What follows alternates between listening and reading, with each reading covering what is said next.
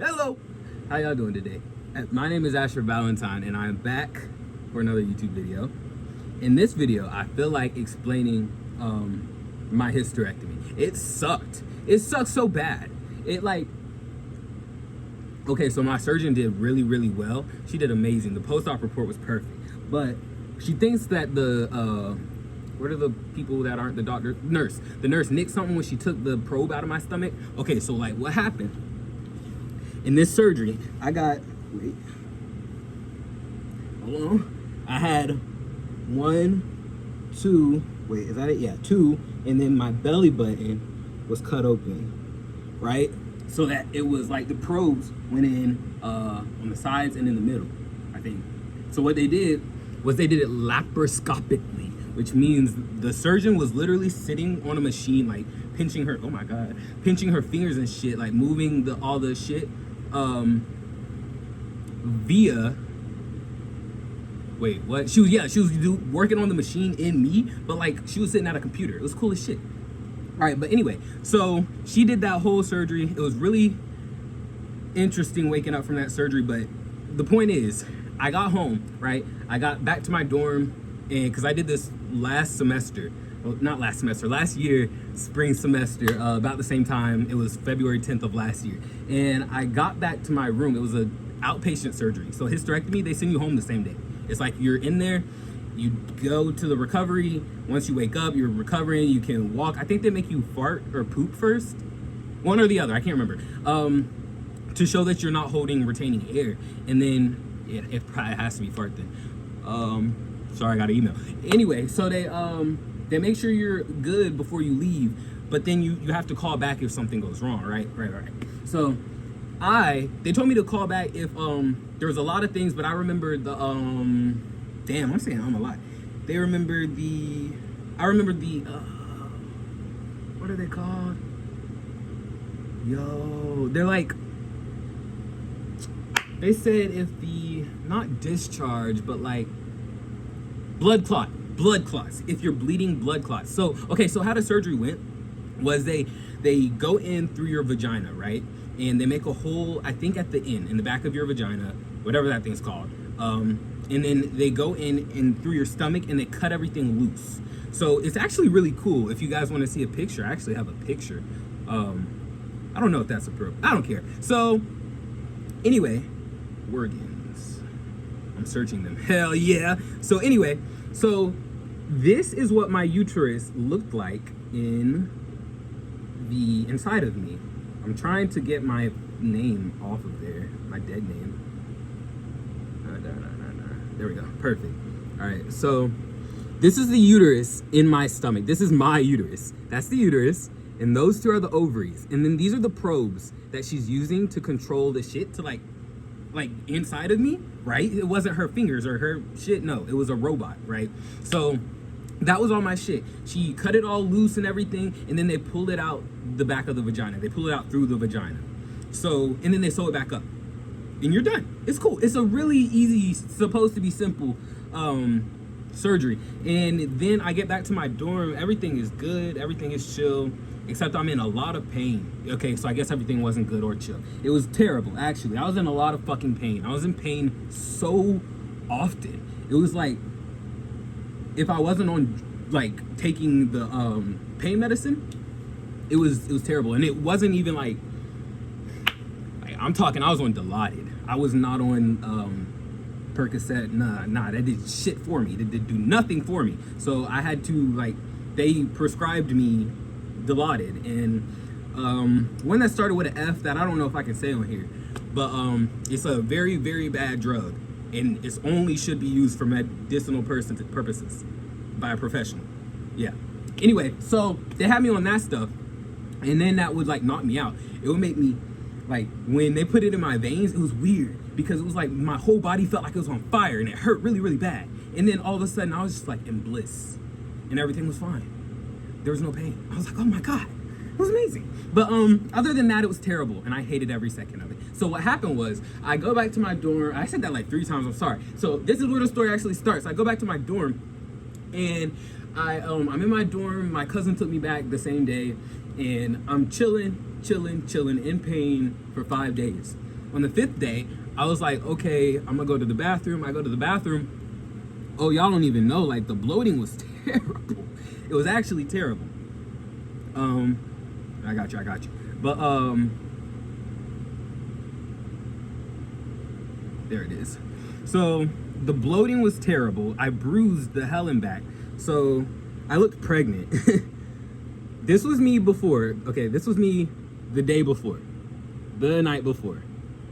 And then, this was me the day of. Or the day after, my fault, day after. Was this the day after? 2 days after, I lied. 2 days after, I had blown up completely. Completely blown up. Like, I looked pregnant. It was terrible and it hurt. Everywhere you see bloating was pain, utter pain. My God. And it was like, I was huge, bro. Holy shit. And it was terrible because it bruised, and then the bruising was painful as well. It bruised really bad. Bruised all the way down. Yeah. But it was okay because I then called the ambulance, and they came to my school, and the ambulance took an hour, and then they put me in the ambulance, and that took an hour. We sat there for an hour, like at the school. We're in the ambulance. It's been 2 hours. I'm still in pain. I'm like, oh my God. Oh, I called the ambulance because I started bleeding, or I went to piss, and it was like I was pissing blood clots. It was actually terrible. Like, if you want to click off, now would be the time, because it's treacherous. Because it was like, I don't know if you've ever had a blood clot, like with a bloody nose or anything like that, but like,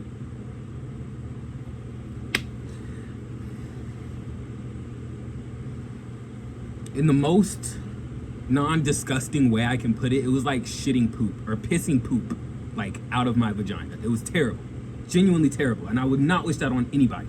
And they get me to the hospital, right? And I'm in the hospital. I'm sitting in the waiting room. I'm like, cool. It's been an hour. Like, cool. It's been 2 hours. I'm like, all right, now I'm starting to hurt and shit. I'm sitting in this waiting room. I'm looking around. There's this older couple. They keep talking to the nurse, and the nurse is like, please sit down. Like, we'll get you back. We told you 100 times. Like, we told you now. We told you then. Like, we can't get you. We can't accommodate right now. Yada yada yada. I'm thinking they got a special case. Cool. No. And now the hour goes by. Excuse me. When will I be going back, or when will something be moving? Because nobody has left this waiting room. People have come in. No one has left. Cool. Well, we're just a little backed up in the back right now. Excuse me. Turn to the waiting room. How many of y'all have been here since 9 a.m.? Hands went up. It's fucking noon. How many of y'all have been here since 6? Hands went up. One couple came up to me, the old couple that was arguing with the nurses. We've been here since last night. Yeah, no. Took that IV out my arm and I called my Uber and left. What? Y'all ain't gonna let me die.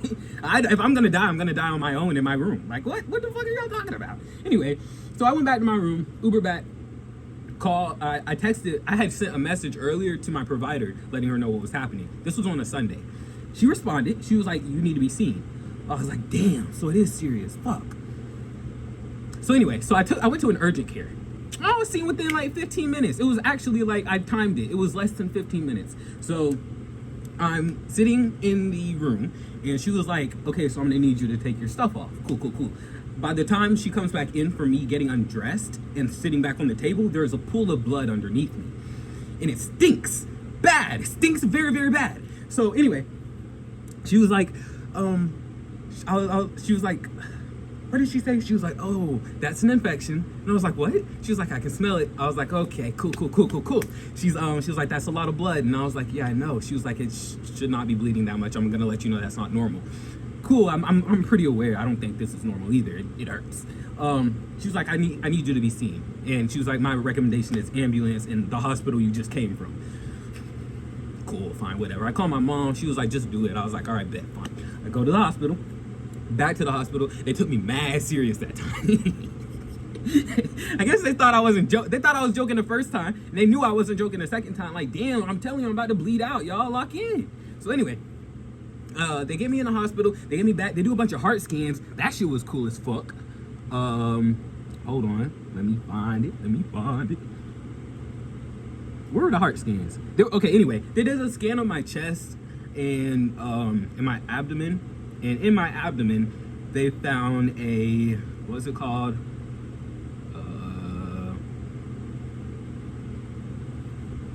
Not an abscess. What the fuck is it called? They found like a, give me a second. It was called a hematoma. A hematoma. And now the likelihood of this, a hematoma occurring during the hysterectomy is very likely. It's common. It's a common little, what's the word? Complication. It's a common complication. Cool. Now the likelihood that it gets infected is like 7 to 9%. Yo, I'm lucky as fuck. I about went and bought a lottery ticket. Like, what the fuck? That shit was tweaking. Oh my God. And it hurt. And then when they did the scans and shit, they was like, so basically, it's thickened up. It's congealed. And thus, we cannot drain it. It's going to have to drain naturally. So I'm just going to be leaking. So I was in, not a diaper, but yeah, diaper. For a while, until it decided to stop hurting and stop being a bitch. I think at 10 weeks, I realized I was walking without pain. It sucked. It was terrible. I don't wish that on anybody. But the surgeon was mighty amazing. If y'all are in Charlotte and y'all need a surgeon, I'll absolutely recommend her because she did her thing. She did her little one too. But that nurse, we got beef, straight beef, turkey and beef. But other than that, I'd say that's why I say, me personally, the hysterectomy was 10 times worse than the phalloplasty, because like after the hysterectomy, after I got the blood transfusions and, oh, I forgot to mention, I got blood transfusions. Yeah. And them shits take forever. Oh my God, but I felt great after. They really work. I had two of them. Hell yeah, y'all know I'm O positive, so that, maybe I shouldn't have told y'all. I don't care. Anyway, so that's why I say the whole hysterectomy situation was a lot worse than my phalloplasty. And if you have a good nurse as well as a good surgeon, it probably will be a lot smoother, and maybe you'll have a little more issues with the a few more issues with the phalloplasty. But I really don't. Everything that comes at you is just, it's like, hey, I'm like a man now, so who cares? Who cares? Y'all got this. All right, love y'all. Thanks for listening to my story. TED Talk, story time, whatever. TED Time. I like that. Bye.